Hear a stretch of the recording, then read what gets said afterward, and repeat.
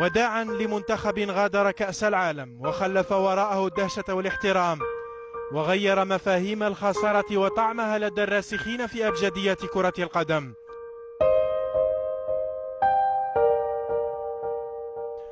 وداعا لمحاربي الصحراء الذين لم يتركوا الجميع يتحدثون عن الإقصاء، بل تساءل الجميع عن الأداء.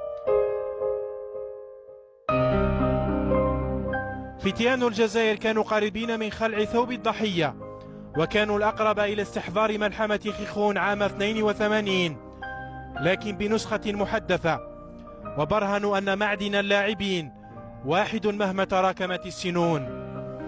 كل اللاعبين كانوا جزءا من جسد واحد رصه مدربهم حليل زيتش بالصرامة وبأداء رادع لكل